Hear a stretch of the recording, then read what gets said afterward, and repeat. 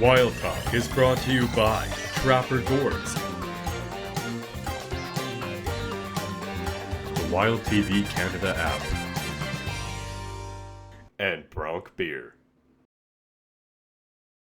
Hey everybody, and welcome back to another exciting episode of Wild Talk. I am joined as always by Scott Sterling. Today, Scott and I are joined by the founding members of Cornwall's Big Buck Banquet, brought to you by Fence Depot.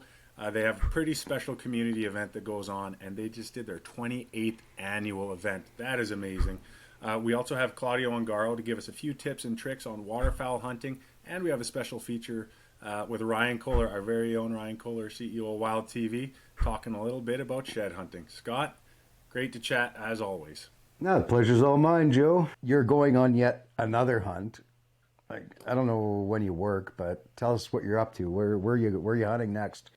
Yes, sir. I will be back on the road. I take off Thursday morning. I am heading down to Texas. I will be hunting along the Paladuro Canyon with Topo Texas Outfitters and our good buddy Aaron Snyder with Kafaru Backpacks. We will be doing an aoudad, an archery aoudad hunt. They're really cool, impressive looking animals, originally brought in from Africa, and then they escaped. And just due to the natural landscape down along the Paladuro Canyon, which is, interestingly enough, the second largest canyon in North America. So they're just thriving there now, and they've kind of become a bit of a not quite native species, but an introduced native species, if you will. And it looks like it could be a pretty interesting hunt. I mean, when you think of Texas, you don't think of these canyonous, giant, steep cliff bluffs, but that's what we'll be hunting along, and should be an interesting time. So. It's a total fair chase, like a total fair chase hunt. They're wild. They're running all over the place. Yes, sir. Absolutely fair chase. So they were brought in and farmed originally, like way back, and then they escaped from those enclosures and have just done so well there. They're actually like a very, very strong population in those areas now, and those will be the ones we're hunting as full free range wild animals. Yeah. That's super cool. I had no idea. That's awesome. I'll send you some information on it. I've been doing a bit of research on them, and yeah, they're amazing animals. I didn't know what an aoudad or a Barbary sheep was until probably 4 years ago. They are just these beautiful, impressive looking animals, and I can't wait to finally see one in the wild as well, especially with a backdrop as beautiful as the Paladuro Canyons. I mean, what more can you ask for on a hunt? That's going to be an amazing trip. And then you're going someplace right after that, aren't you? I will be heading off to Toronto, doing a bit of waterfowl hunting in Toronto, and then I will be at the Abbotsford Outdoor Show as well. You mentioned I mentioned that. So I'll be speaking at the Abbotsford Show. So anybody in British Columbia that sees this, come on down and walk up. Make sure you introduce yourself. Look forward to meeting a lot of Wild TV fans there as well. So should be a really fun time. But enough about me, enough about you.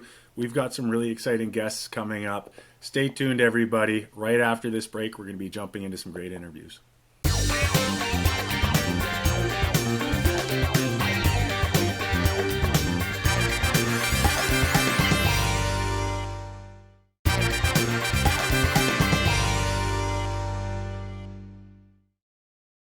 All right, welcome to this episode of Wild Talk. Guys, we have a treat for you this time. We have the guys from the 28th Annual Big Buck Banquet and Hunters Ball from Ontario, Eastern Ontario. We have Brian McGillis with us. We have Steve Maloney, John Locke, and Glenn Booth. Gentlemen, thank you so much for joining us. I'm sure everybody's really looking forward to see and to learn lots about this event because it's pretty unique, right? I have to say, I've seen some of the footage of the event, especially the event back in 2019. It looks like such a wholesome, fun event. There's tons of smiles, and it looks like the whole community comes out and gets involved. So, I mean, at 28 years, you guys have been around quite a while. You've built something quite special, and I believe two of you are actually part of the founding members of this event. Brian and Steven, do you mind sharing a little bit of the history behind this event and how the Big Buck contest kind of came to be? Sure.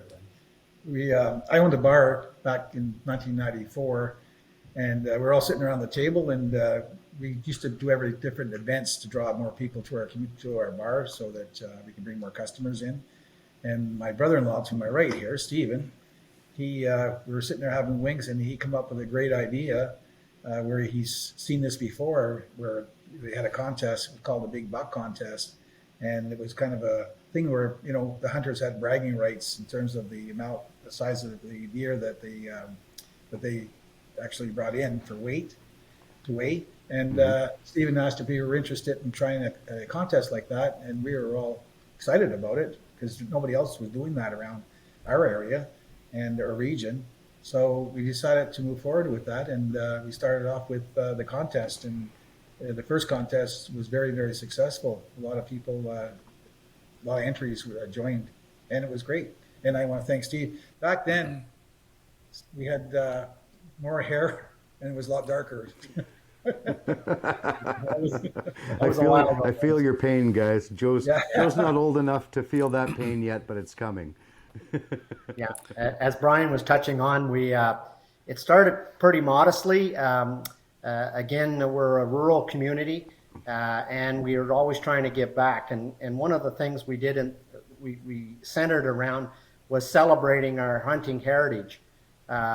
We were in 1994, as Brian mentioned.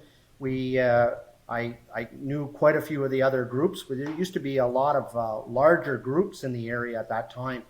And we sat down, we drafted a set of rules, and the entry to join the contest was $5, which was not breaking the bank, but it was every penny of it went right back into the contest. And one of the things that we tried to do was promote the businesses that promoted us.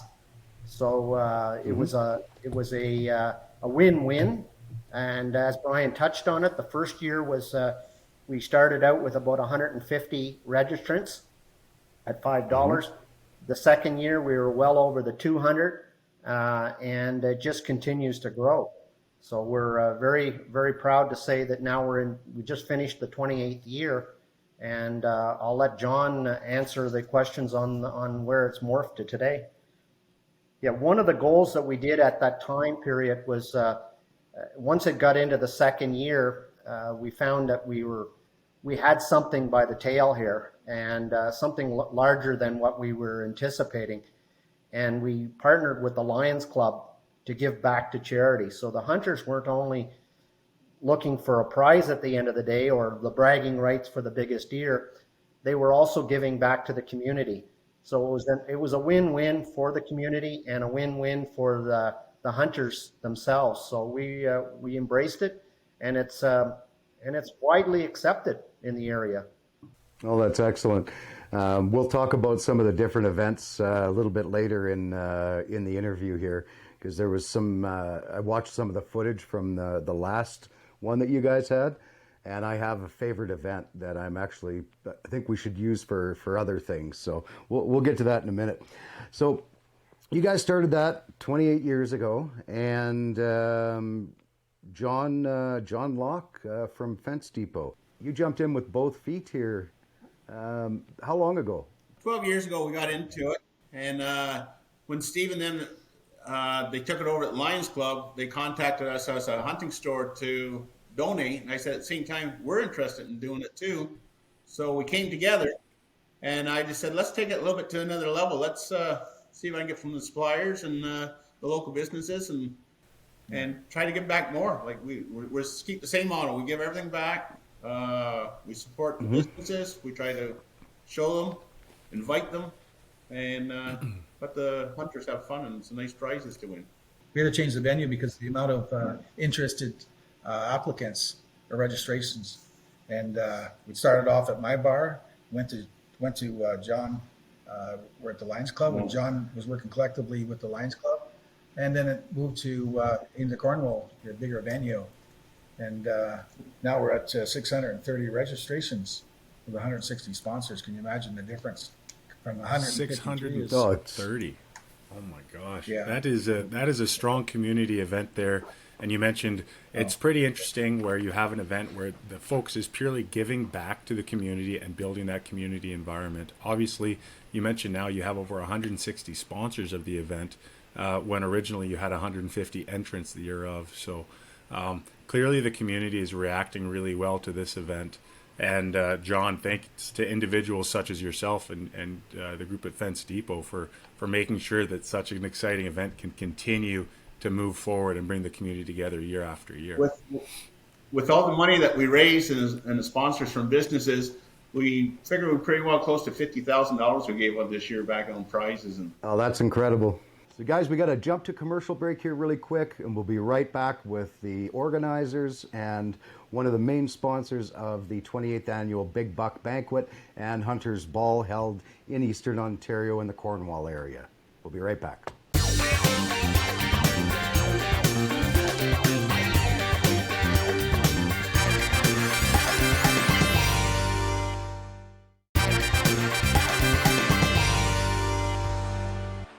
Welcome to the 28th Annual Big Buck, sponsored by Fence Depot and Irwin Supply. We'd like to welcome everybody here this evening. We're having an awesome time so far. It's Eastern Ontario's largest event, and now we're going national with Wild TV, and we'd like to thank them for being brought on as a sponsor. Tonight in the room we have about 550 people, and we're really looking forward to giving out a lot of prizes, about $50,000 worth. We'd like to thank Wild TV for donating a firearm. We're also having the room for our Hunters Ball. We've got a lot of dignitaries that help supporting the firearms and the Hunters Associations. And we've also got a lot of people in the room that are going to just enjoy themselves and have a great time.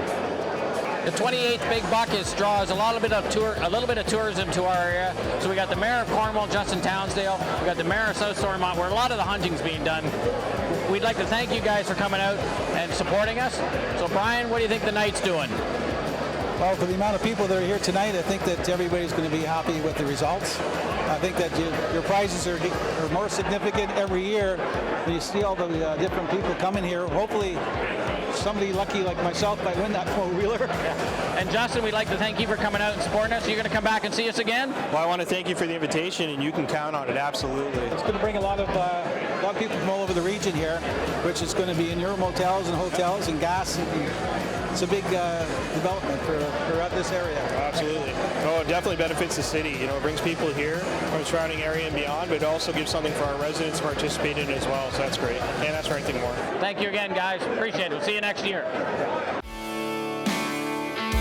We're here with Eric Duncan, our local MP, who represents us very well in this area, SD&G counties. Eric, what do you think of the night so far? Well, I had to park about 3 blocks over, so that tells you how many people are here tonight. But this has been a great local event, and I say 2 things. I think supporting the hunting community in Eastern Ontario, it's just been a fantastic tradition. But I think as well, supporting local businesses. I love the event here. That is a lot of donations, but just a good message to say, shop local, support local, help those that are helping community events like this. So we appreciate your firearm support, we appreciate your hunting support, and we appreciate you as our local MP.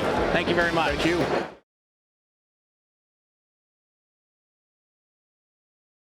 We are joined by Brian, Stephen, John, and Glenn from the Fence Depot's Big Buck Banquet.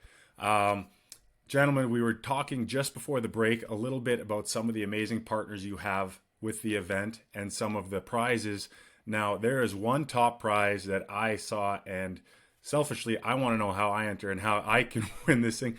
You guys have a Honda four-wheeler up for grabs. How does one enter this contest, and how do you win? So on our 25th year, Irwin Supply was generously donated a four-wheeler, and we contribute back to the community, and that's how it happens. So with that, it was a Honda four-wheeler. It was advertised about $10,000. It was worth more than that because other entries, our other sponsors added heated hand grips and a whole bunch of other things to it, plus the trailer for the 2019 one that you saw. This year we didn't have a trailer, but we still had the bike maxed out. And to do that, all you need to do is register with us as a local hunter within our group. So 632 signed up this year. They paid their $40, and part of that was the entrance to the Hunters Ball, which you'll probably show segments of, as well as a shot at the four-wheeler, just for entering that piece. You didn't have to weigh in a deer. You didn't have to do anything else other than register. So it's locals only, so I guess I'm out of the mix. Darn. We try to encourage people to register and weigh in. So we did have some people who registered from out of town, but they generally, a lot of them do hunt in this area. So if I was to register and weigh in from Alberta, could I win something at the event? Well, we're expecting you this year that you will register for it and come and visit us. All right, I think we could probably work on making that one happen. But we've talked about the sponsors. We've talked about Fence Depot, how they've supported the community and supported this event for 12 years now. I want to talk about the events. Like when I was watching the first video clips of the 2019, so I guess it would be the 27th annual event. You guys were doing like a frozen T-shirt contest where you had it all soaked and in a ball and tossed in a freezer, and the first person to get the thing on won the event. Tell me a bit about that one. So we started off with a frozen T-shirt contest. In 2017, we partnered up with Rona, and they came up with $1,200 worth of DeWalt power tools, and they said, give it away any way you want to give it away. So we said, how about a frozen T-shirt contest? Whoever put it on first can win it. And then in that video, the fellow was pounding so hard he did hurt his hand that night. And this year we're back now. Rona's now BMR, and they're back in for the same thing. We froze the T-shirts a little bit harder this time. The guys worked up a sweat, but hey, they still walked away with another set of DeWalt power tools. You guys, I have to say, watching the events, you guys come up with some of the most unique, creative, and like fun events that gets everybody involved, and everybody's got to be laughing. Which one of you masterminds is behind coming up with all of these different challenges and events, or is it a little bit everybody? Well, we had sponsors come and approach us too. Like, for example, we had the guy called Crazy Danny. He's from Lunenburg, and he sells pickles and like pickle wieners or all kinds of different things that they jar and they sell at different stores. And these were really, really hot. Steve wouldn't get in the contest, but yeah. So how many people can eat a jar of pickle wieners, which is really extremely hot, in 3 minutes? So we had another local lumberyard, Emard Lumber. They donated us a $1,500 smoker barbecue. And it's whoever eats most wieners in 3 minutes wins the barbecue. Who won that one? I think a lady won it last year. Or no, was it last time? The last time at the Lions Club. 2018. Okay, 2018, because of the pandemic, yes. Well, they still had this going through the pandemic, but it was a lot of virtual things we did virtually rather than, being together. And then the last one we did is the beer case holding contest. So we're down just across the border in River Burnett. There's a beer company called Beer King, and the Molson rep was there. And I was showing the video from 2019, and he says, well, you should use Canadian beer because we had Bud Light at that time. So this year they graciously donated all the Molson Coors Light for us, and hope they're back next year again. The ball. Oh, yeah. On the case, you hold the case, put a rubber ball on the top of it. Whoever holds the ball in the longest wins 3 cases of beer, first place, 2 cases second, 1 case for the third. We do that for the men and the women. Oh, man. I'm actually kind of sorry I missed coming to this event because it sounds and it looks like an absolute blast. And I think this is something I'm not going to want to miss for next year. Well, as someone who lived just down the road from you guys for 8 years in Toronto, I certainly feel as if I missed out by not attending and getting to take part in some of these wacky events you guys have come up with. Speaking of fun prizes and contests, we have a pretty exciting contest announcement coming up as soon as we come back from this commercial break. Stay tuned, and we'll also be discussing the recent partnership between the Big Buck Banquet and Wild TV and where you see this taking everything in the future.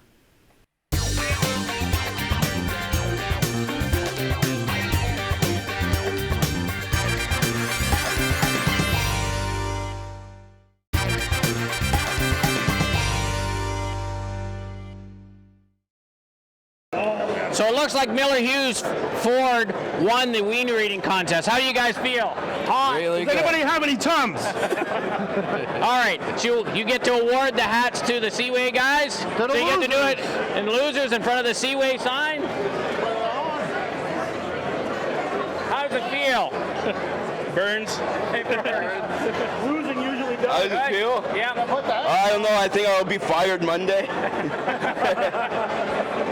And your hat? Worst feeling in the world. Okay. All right, rip that 2 coffee. Welcome to the Ford family. As he just said, welcome to the Ford family, and we'd like to thank Crazy Dan. You want to come in here for a sec, Dan? Say hi. We'd like to thank you for donating the wieners. It's a great contest. Good. Yeah, very good. Yeah. Thanks very much. We just had an exciting, really exciting frozen t-shirt contest. Pat has won it here, and he's won $1,000 to Walt Tools, sponsored by BMR Cornwall. We'd like to thank BMR for sponsoring. Pat, what do you think about this contest? You going to enter next year? Absolutely. Are you sure? Your shirt's a little wet. Oh, that's all right. Do I get to keep it? You get to keep the shirt. Anything else, guys? Tim? No, it was great. Wear it into the store for Tim to see it. Yes. Thanks very much. We're here with the winners of the case holding challenge, sponsored by the Beer King of Revere Burdett, and we are pleased to have him here. So on the female side is Jessica. How does it feel to win? Be the champion? You know, it was great. I didn't last very long, but I mean, I guess that's what we do, and we supported being a roofer, so I had to prove those guys wrong. That's great. Sean, you won from the men's division. How does it feel? Well, you know, I had two big competitors, bigger than me, and I bet them, so it's a good thing. So we appreciate it. We thank the Beer King. Thank you so much. Appreciate it. So congratulations to all of the winners of the contests at the event. But I'm going to pass this on to Joe for a really exciting announcement and to touch on a couple other things. Joe, go ahead. Absolutely. Well, obviously, Fence Depot was a big partner of the event. You guys have the whole community behind you. And now an exciting new development is we are officially at Wild TV partnered with you as well. We weren't obviously part of how this came to be. Do you mind giving me some information? How did this the Big Buck partnership with Wild TV come to be, and what do you see this contributing to the future of the event? We were thought about seeing if we get it on TV because we believe we were the first ones to do the party part of the hunting event, and we thought it'd be good to represent our community, show Canada that Eastern Ontario's here, and we have a good place to go hunting. We have good people, and just having a fun night. And then once I found out that we had a deal going with you guys, and Weatherby jumped on board, and they donated that $3,500 gun there to give away, and we ended up having over 9,200 entries on it. 9,200, and that was from local guys, from the internet, from Facebook, from a whole bunch of different places and areas, right? Yeah, they tell us it came all across Canada. Awesome. Well, you know, without further ado, gentlemen, I will let you pick which one of you is going to announce the winner of that Weatherby Mark V rifle. Okay, let's see. So, Vern Peacock. Vern, if you're watching, you need to pick up the phone and call 613-932-0717, and you're gonna ask for Glenn Booth.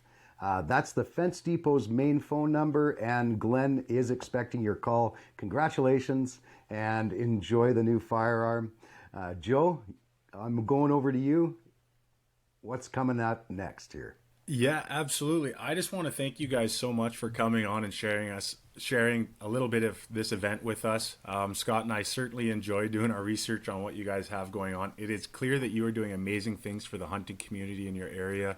What started 28 years ago as just a concept and an idea to bring more traction into a bar has evolved into this huge community and even expanded outside of your community now, and it's gone across the country. And again, events like this are what make the hunting industry and the hunting community so special. People that are constantly focused on giving back and building that community, and everything you guys are doing. So from Fence Depot to all the different partners you have, thank you so much. Are there any closing remarks you guys would like to say? Because we are coming to a bit of an end for our interview here today.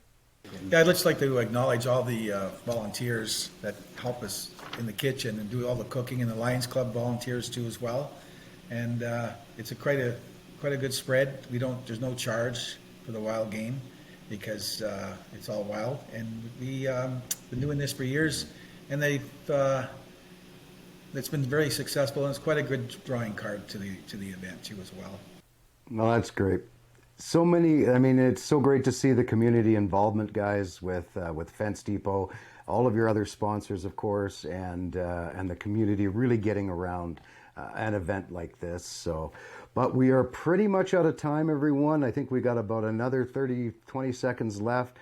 Glenn, I saw you wanted to say something, so I'll give you the floor, and then we'll finish up here. I want to make sure that you guys understand that you're invited back to come and see us and be part of next year. John's got one last thing. And the only thing that we want to see to take it to the next tier, we like to see if we can offer up a 1-year lease on a North American truck from one of these hunters there. So we're going to put the word out to the dealerships and see if we can do something. We're going to use your names to get it. And we want to thank you for your support too. As well. Well, you're very welcome. I wouldn't use mine or Joe's because it won't get you anywhere, but maybe Kim. Okay. Anybody out there, if you're tuning in, and especially if you're in Ontario and you have a dealership or a relationship with a dealership, and you may have an in for these gentlemen, please feel free to reach out, get involved, because again, this is an exciting event, huge community driver, and anything we can do to keep this moving and building and moving forward, absolutely worthwhile.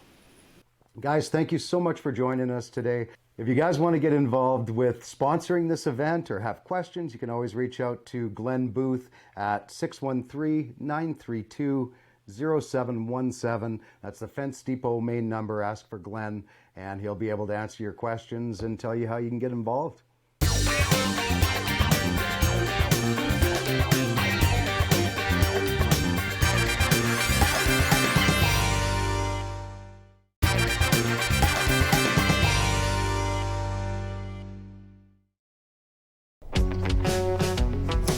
I'm out today in the Edmonton Bow Zone, and I'm looking for shed antlers. It's a perfect day. It's -10. Great day for a walk. Some of the things I use are gloves. I always wear gloves in case I have to go in the bush and I can move the bush to the side. I'm running snowshoes right now, way quicker. Obviously, if you have permission and you can get a skidoo in the field, that's way faster. I always bring my camera so I can take a picture of the shed as it lay in the snow, and then I can take a picture or a video of me picking it up. So what you want to look for when you're looking for a field is something that's just pounded. I mean, I guess for me that's simple, but pounded should mean that, imagine if you had a floor in the kitchen and there was mice in the kitchen and it was covered in mouse tracks. It was freaking you out. It was so covered up in mouse tracks.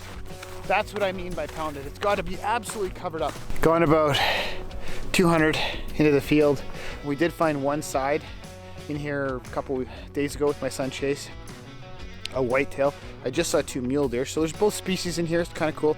There'll be moose, whitetail, mule deer, all kinds of animals in here. So all kinds of different sheds. So it's just a fun hobby, pastime. It gets you outside going for a walk. And for whatever reason, I think I get a huge dopamine dump as soon as I pick up a shed. It's just some kind of weird aura of weirdness that comes over me when I find one. I just love it. It's super addictive. So if you get a chance, get outside, go shed hunting. It's a great time. Ask for permission first before you go in the field. You're not asking to hunt, you're just asking to pick up sheds. So you can really go anywhere. And as long as you get permission, you're good to go. Been shed hunting this field now for, well, I think it's about a mile long. So I've walked up and down it 4 times. It's just hammered with deer tracks. I can't find a shed. And then I saw a couple magpies pop up. And then I saw this. But this is a winter kill by coyotes. And that's why we have to get out there and shoot coyotes every year. This is a nice buck. He's got an amazing horn on this side. This is an amazing horn on this side. You can see it would have been 1, 2, 3, 4, 5, a 6 by 1, 2, 3, 4. So no shed today, just a buck. Unfortunately, unless of course these come off, which they don't. So I'll leave this in the field and let somebody else find it, take it home if they like it. I'm just gonna leave it. Yes, I'm out shed hunting way too early. But you know what? From like half a kilometer away, I can hear this, Dad, Dad, and he's screaming and freaking out. I found one. So I gotta go see what it is. All right, what is it? What do we got? Oh yeah, that's a big heavy 5. That's a toad. Nice shed, man. Oh, cool. Right on, dude. That's a nice find. Way to go.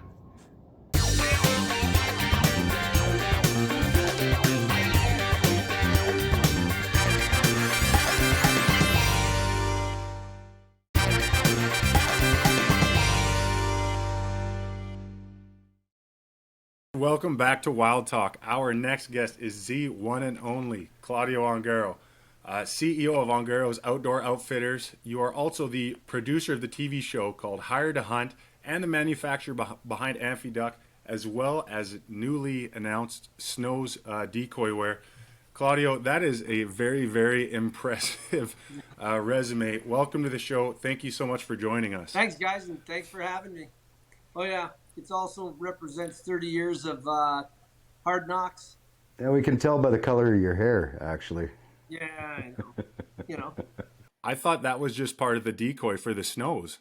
It looks great. Oh, very funny. Well, Claudio, thanks so much for joining us. You and I have worked together for I don't know how many years now.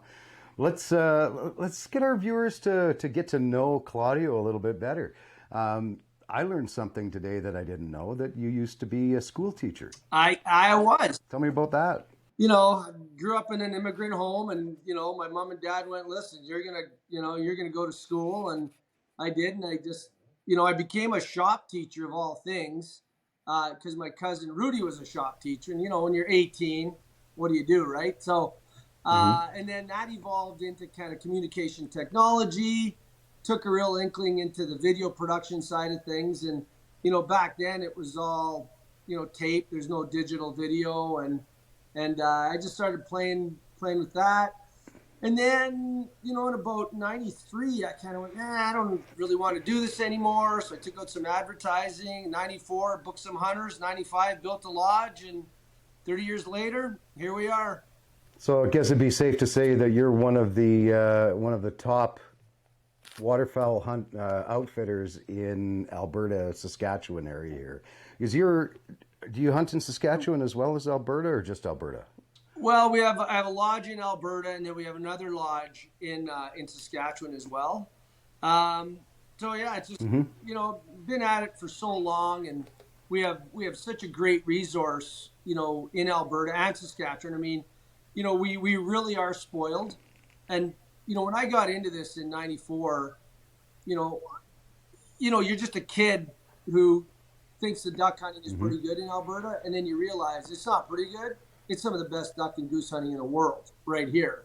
And, you know, if you're really not into the bird industry, you know, you grow up in Alberta going duck hunting and it comes easy, but you don't realize how good we really have it. I mean, there's, you know, people who travel all over the world to come and hunt here. You know, it's unreal. Refresh my memory. What year did you make your move into television with your show Hired to Hunt? What year did you start that? So I believe it was 2014 was our first year on Wild, and we filmed I think a full 8 or 9 seasons, and yeah, it was fun. It's you know, it's challenging when you're filming birds, right? I mean, there's just so much going on. There's spotting, and you know, it's funny because the biggest challenge is not so much the interviews and the spotting. It's actually filming the hunts and getting those crisp kills on camera. You know, I tell the camera guys that, you know, a lot of them will come and say, "Oh, I can do that," and I'm going, "Well, I'm sure you can." I go, "But it's like filming a football game with about 27 footballs, and they all have to be in focus at the same time, and you never know which one's going to get caught, you know?" So it's kind of an interesting dynamic when you're filming the waterfowl stuff, but it's fun, you know, not to mention challenging, you know. Well, Claudio, with over 30 years field experience and coming up on 10 years TV experience, you must have had some pretty interesting clients and some pretty interesting stories in the field. Are there any stories that come to mind right away as being one of your top experiences while you've been out there? Yeah, I mean, there's hundreds, if not thousands of crazy, like every day has a story, right? Usually the ones that frazzle you is when a gun goes off when it's not supposed to. Those are the ones that scare you the most. And, you know, I wouldn't call them funny. We had one guy, and that was, I believe, it was before we started the show. It was the first year that we started supplying the Benelli Super Black Eagles to the guys, and it was literally the first day, and we had a gun go off in the blind, and he almost blew his toe off. And Yeah, and he's just lucky That's crazy. that the barrel was just next to his toe. And, you know, one of those examples where he pushed the safety off while the birds were approaching, and instead of being safe, he scratched the trigger and, you know, he almost lost the toe. You know, those are the ones that always rattle you a little bit, you know. Claudio, we gotta take a break for a commercial. We'll be right back with Claudio Ongaro from Hired to Hunt, and some more questions and some tips and tricks. We'll be right back.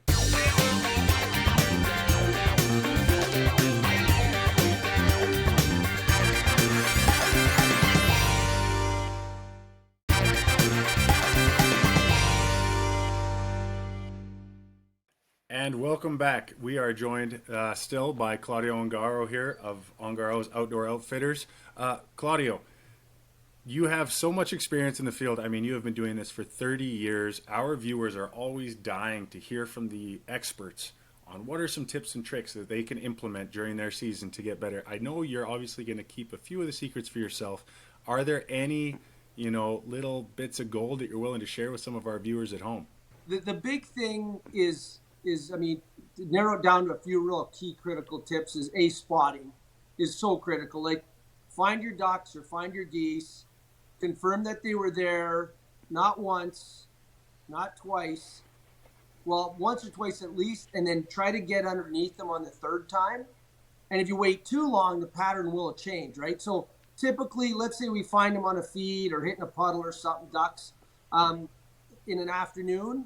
We'll watch them that afternoon. We'll watch them the next morning, confirm the pattern, and then we get underneath them the next afternoon.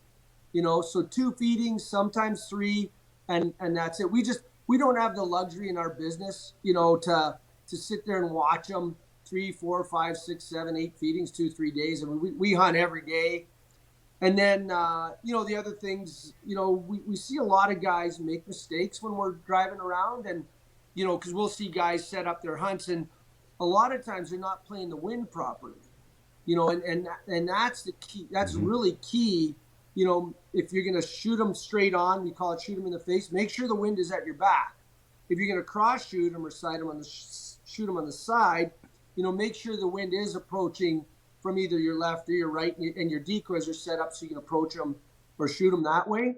The other thing we use that's really changed things is the wind apps. How accurate are the wind apps for predicting direction and wind speed then? They're quite accurate. You know, I can give one example last year where I got out there on a hunt. You know, we put out 250, 300 dive bombs. We had to kill about, I mean, I can't remember, like 30 geese and 15 ducks. Like, we had a tall order for that afternoon. And I got all set up. And at about 5:15, I was ready. The wind went flat. And I went, uh-oh. And then I keep a little puffer with me of talcum powder, and the wind was just totally flat. And then it switched directions. And then I checked the weather models, and I checked 3 different weather models that I had, or weather apps, and they all showed me a 180-degree wind switch.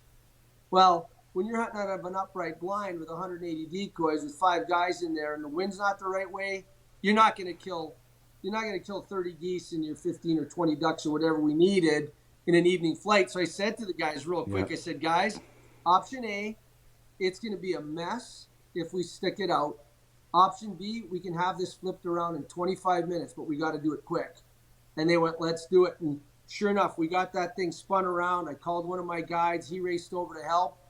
And in half an hour, you know, we're done. He's pulling out of the driveway, dropped me off at the truck, and within minutes we were killing birds, and it was perfect. I think one of the next things that I wanted to touch on with you, Claudio, you know, I'm not a huge bird hunter, but it's got to be like deer, moose, or elk, that every hunter who calls has their favorite calls that they use. Did you bring any calls to show us today? You know, unfortunately, my calls and lanyard are all at the hunting lodge. You know, so I don't have them here. You know, I'm not really a great caller. You know, like one of my guides, Daryl, and then Brian's a really good caller too. I do call, but it's, you know, you focus on technique rather than the call itself. All the good call manufacturers are pretty good. Like, I think I'm using a zinc right now for Canada Goose call. Mm-hmm. My speckle belly call, and this you might find shocking. And Scott, you're old enough to remember the old fox coyote calls. Well, I actually just tuned one, and I think it's a old fox coyote call that I tuned up as a speckle belly call. So when you're hearing me call specs, that's what that is. It's just the way you put a little bit of back pressure on there. My duck call it's a duck call that a client of mine started a small manufacturing company that went defunct. It's still on my lanyard, to be honest with you. I was just too lazy to take it off, and it sounds like a duck, so I keep it, and then well, that's a good thing. It sounds like a duck, right? Like a duck. And your best duck call in Alberta is really going to be your spinning wing decoys, right? You hit the switch, turn it on. There's your duck call. All right, Claudio, thank you so much for joining us today. We're out of time. It's been an absolute pleasure. And to our viewers, of course, make sure that you catch Claudio's television show, Claudio Ongaro's Hired to Hunt. I believe it's Monday nights at 8 p.m. Eastern.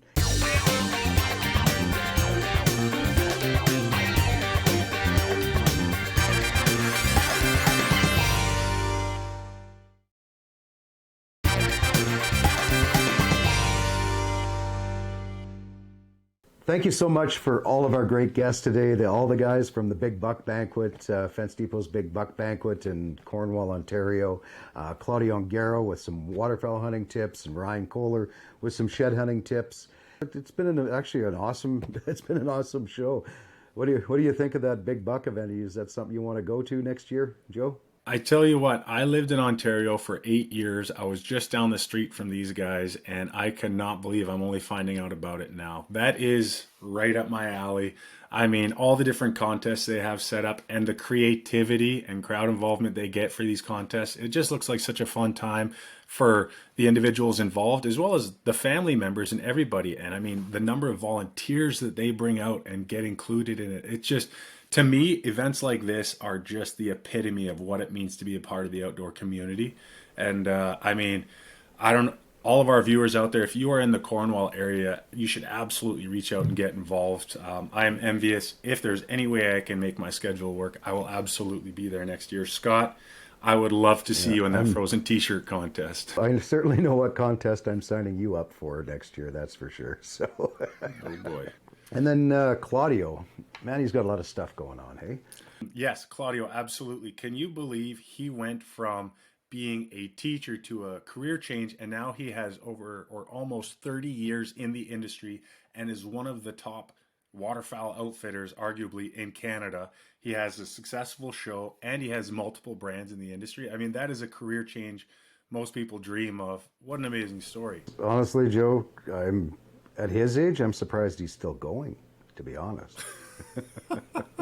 I'm sure Claudio will really appreciate that one. It's one of those things you aspire towards. I mean, just to make a transition like that and then be that successful. You can tell he's truly got the passion behind it, and he is such a well-spoken person. He's made for TV, let's be honest. No, he is for sure. He does a great job, and that's definitely a show that if you are a waterfowl hunter, you don't want to miss Claudio's show, Hired to Hunt. Absolutely. And as always, we gotta thank Ryan Kohler, the head honcho here at Wild TV. Always a pleasure getting him on the show and getting him to share some of his tips and tricks and showing us what he's been up to as well during the winter. So he's out there having fun. Hopefully that'll inspire some of our other viewers at home to get out there, get active, and start looking for some sheds of their own. To all of you at home, thank you so much for tuning in, and we look forward to seeing you right back here again next time on another episode of Wild Talk. Wild Talk is brought to you by Trapper Gourds,